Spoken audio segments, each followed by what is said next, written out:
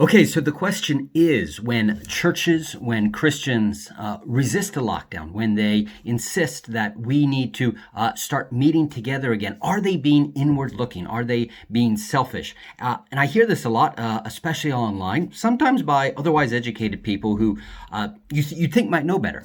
But this is the argument they put forward, that whenever churches insist we need to meet, when Christians say, we're going to gather together, that they're somehow being insensitive to the wider community. And frankly, I don't understand this argument. Please, if you are one of the proponents of this argument, please comment below, either on Facebook or YouTube, wherever you're watching.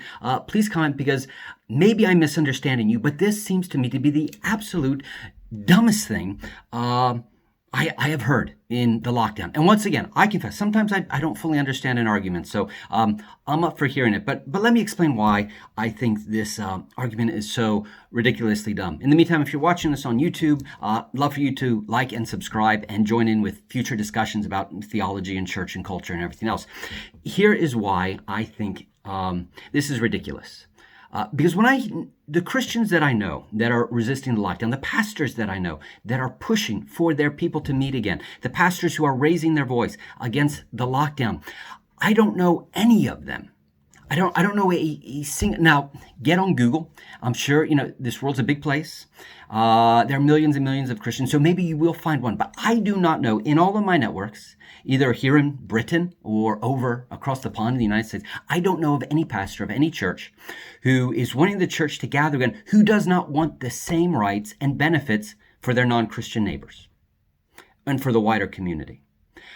Most churches, most Christians I know that want to be able to gather with other Christians for prayer and worship have no problem granting that right to a Muslim neighbor, to gather in their mosque, to a Jewish neighbor, to gather in their synagogue, to their atheist neighbor, to meet up with other atheists, to talk about whatever it is that atheists want to talk about, for people to be able to meet at restaurants, for friends, regardless of their religious affiliation, to be able to meet up and to gather. I don't know of any Christians who are insisting, no, we want the right to gather at the expense of everybody else. The difference, and this is why the criticism seems so completely ignorant.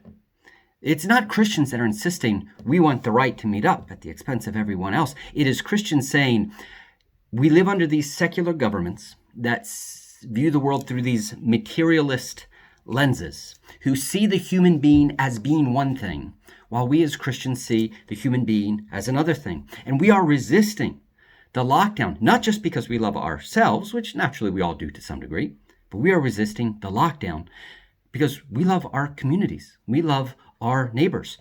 We love our neighbors, and we don't want them to be hurt and abused under the lockdown, any more than we want ourselves to be hurt and abused under this lockdown.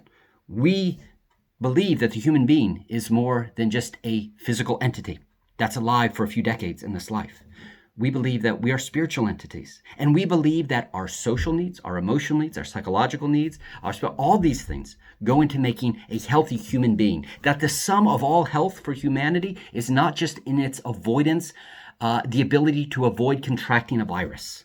That is not the principal measuring stick to determine how healthy a human being is. Listen, you can live your entire life and manage to avoid catching every single virus that's out there.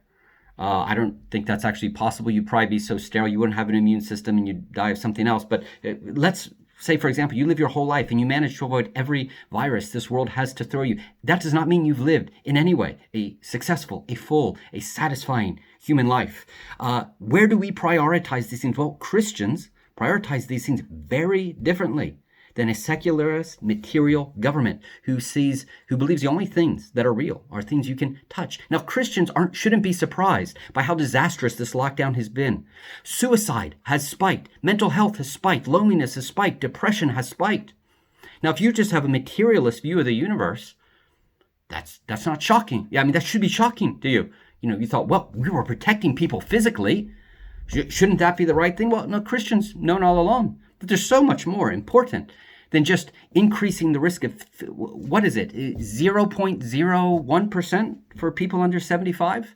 Like basically if you're under 70, you might as well be worried about getting struck by lightning. Then than actually dying of the coronavirus? Now, I want the same blessings for my non-Christian neighbor that I want for me. I want them to be able to enjoy the hugs of their friends. I want them to be able to visit their brothers and mothers. I want them to be able to meet with their groups of friends. Because if they don't have this, they will be depressed. They will be greater chances of being depressed, of lonely, of suicide.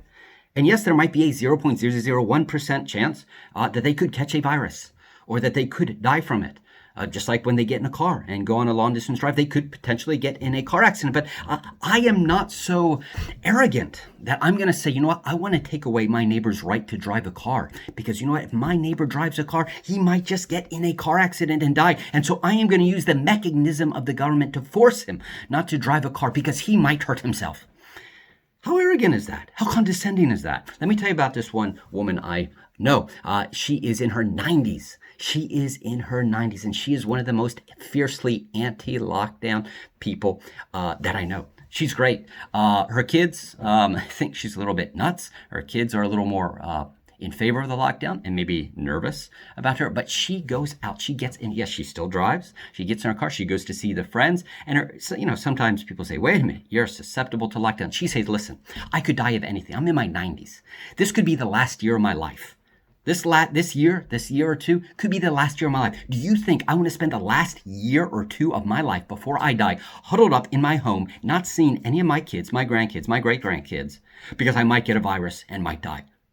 I'm in my 90s. I'm going to die. I want to die hugging my family. I want to die seeing my friends. I want to die happy, not lonely. Now, you see, that is a very wise woman in her 90s. But what does the government say?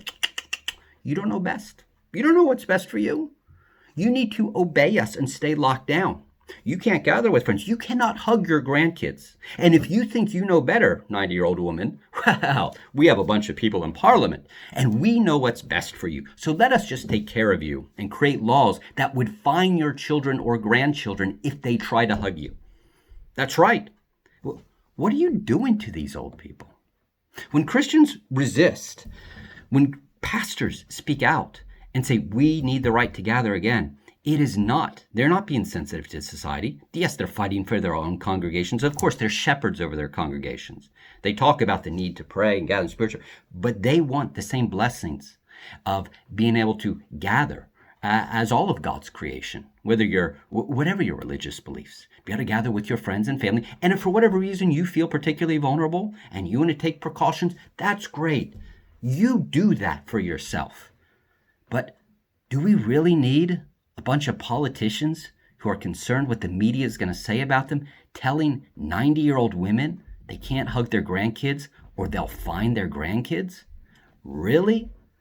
When Christians speak out against the lockdown and resist and call for people to meet together, of course they're looking after their own community, but they're also looking out for everybody else. This comment that when Christians call for the right to meet again, they're being insensitive to wider community, that's why this is completely dumb. Well, Christians, when they gather, they could spread it through the rest of the community. Well, yeah, I know. And when my Muslim neighbors meet up at their mosque, they could also spread it and increase my chance of getting it by 0.001% and dying, And guess what? When my non-Christian neighbors, when they drive a car, that's one extra car on the road, and just it increases my likelihood of getting a car accident by a fraction of a percent. Wow. So I'm going to take away their freedom so I can feel a bit safer? I tell you what, that's the selfish thing.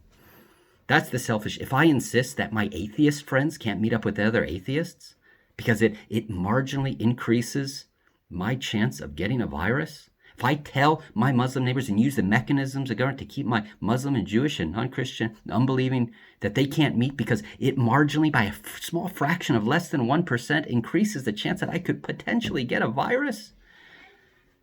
No, that's me putting my physical safety above their emotional, spiritual, and every other well-being. And it is that's safetyism. That would be selfish. And this is why Christians resist the lockdown, not just for their own good, but for the good of their communities.